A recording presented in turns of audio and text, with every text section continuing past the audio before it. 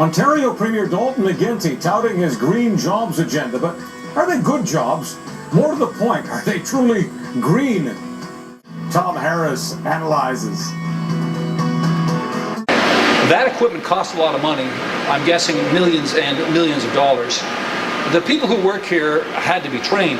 They now earn their living in renewable energy, green energy technologies. They feed their families, and they're paying their taxes that help us support our schools and our hospitals and the quality of our natural environment.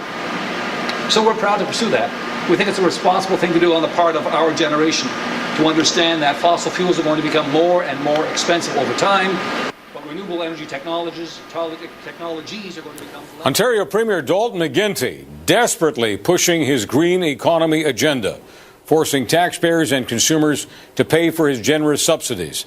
He's even engaged in an East versus West war of words, pitting green energy against black gold.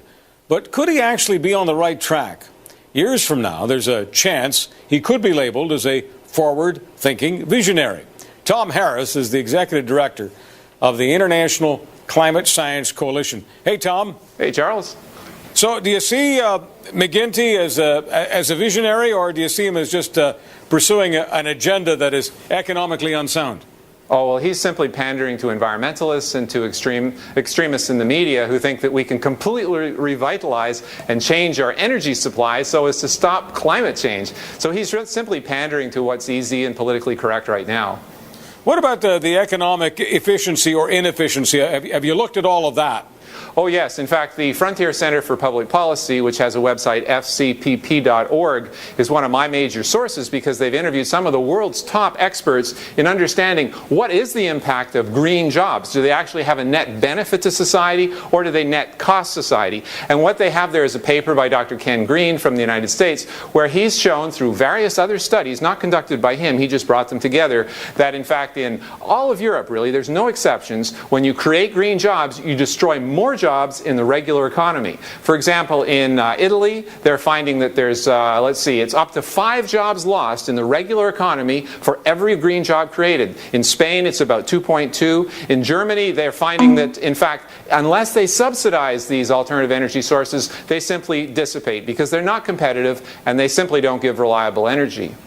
All right. Speaking of subsidization, what did you make of McGuinty implying, maybe I'm being too generous, actually asserting a couple of weeks ago that Ontario was subsidizing the oil sands? Did that make any, am I missing something? That sounded intellectually more fraudulent than anything I've ever heard from McGinty. Yeah. Well, he said that they were subsidized, and things like that. It's not true. In fact, the oil sands and the fossil fuel sector in general in Alberta, with the exception of helping them store carbon dioxide underground, which of course we'll get into later, that's a silly project. With that exception, these are tax breaks that are in fact happening, and they're only tax breaks that occur up to a certain point till the fossil fuel of whatever it is, in this case oil sands, is able to run on its own. So what you find basically is that these are very valuable energy sources that have great promise for the future of Canada and for the future of North America as a major source of, in the case of oil sands, fossil, liquid fuels.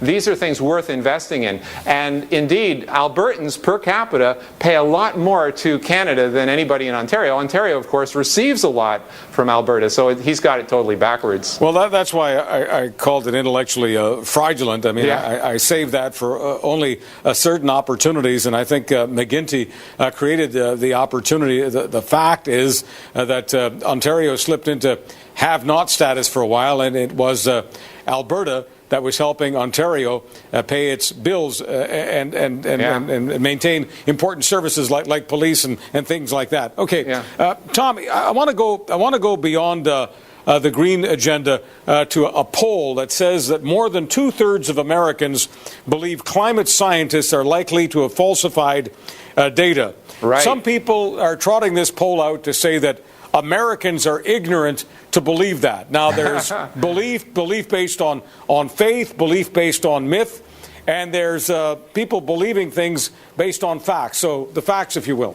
Yeah, well, the facts are that there are indeed many scientists on the climate alarmist side who have tweaked the data, in some cases radically changed the data or dropped out data to show what they want to show. And the great example, of course, is the man hockey stick, where they used tree rings and other proxies to show what the temperature was they thought, and they're very approximate temperature proxies, up to a certain point. And then they taped on the temperature record at the end as measured from actual modern measurements. And they dropped off the proxy record. And the reason they dropped off the proxy record is because it went down, okay? And you've heard that term, hide the decline. You know, we're going to use the trick that was used in nature. And of course, if you take chunks of temperature records and you tape them together, you can show almost anything you want. In fact, it's funny because in the computer algorithms that were used to generate the hockey stick, they found that if you fed in random data, what they call red noise, okay? Red noise is a little different to totally random data. There are some trends in it. But if you feed in this random data, it generates hockey sticks automatically. So it's both a data mistake, it's also a computational mistake. And you see this throughout all sorts of things. They said that the glaciers would all be gone in the Himalayas by 2035. No, the actual scientists had said 2350, but it was translated wrong and it was reported as definite fact. So we're seeing a lot of these mistakes, and the IPCC and the UN and a lot of the alarmists are simply losing credibility. You know, you can lie and make mistakes or exaggerate, but eventually people don't believe you. Okay, Tom, now some people are saying that those people who are skeptical of global warming, whether it's skeptical of global warming or skeptical of man-made global warming, there's something wrong with them because it's been a long, hot summer in much of North America. So what do you make of that? Well, you need 30 years of meteorological data to have a climate data point, okay? So if you saw consistent warming over 30 years, then you could say, yes, there's global warming. If you saw consistent cooling, you could say, yes, there's global cooling. So for example, in 2010, temperatures dropped consistently throughout the whole year. Because 2010, at the very beginning, it was almost as high as the peak, which was 1998. But then throughout the whole year, it dropped. And some people were saying, oh, global warming is over. We're into global cooling. Well, that's wrong, too. 30 years of that, then you can say a climatological trend has established. So these are just yearly variations in meteorology. Tom, do you think 100 years from now we'll still be able to play with polar bears? Yeah.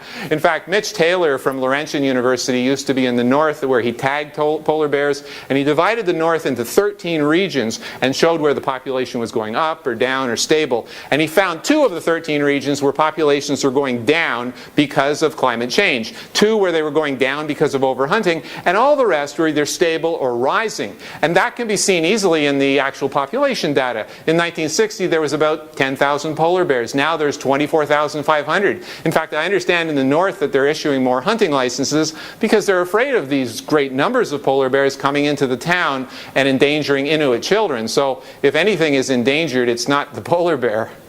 Tom, I'm not suggesting that the left-of-center environmentalists are going to pay a whole lot of attention to any admonitions or advice that you're offering either way.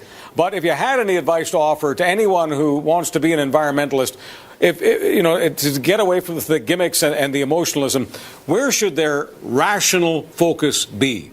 Well, the rational focus should be on things other than the climate issue. First of all, the climate issue is probably the most, well, it's easily the most significant hoax in the whole environmental movement's history. And I have a feeling it's going to destroy the credibility of the environmental movement when more people come to realize that the climate changes, of course, that's natural, but the amount of human contribution is probably very small. So I would focus on things like water pollution, toxic waste dumps. The Auditor General, when she left, she said that there's $1 billion worth of cleanup required in toxic waste dumps because, you know, old Air Force bases were turned into Indian reserves and they just dumped dials in the ground that contained radium. It pollutes the water. There's real environmental problems and we should focus on those. Air pollution in some cities is still serious, but the idea that we can stop climate change, this is just a fairy tale, and it's unfortunately diverting enormous amount of funding away from water resources research, away from reducing real pollution. It's really a catastrophe environmentally, and it's going to make us poorer too. And a poor society doesn't usually worry much about the environment.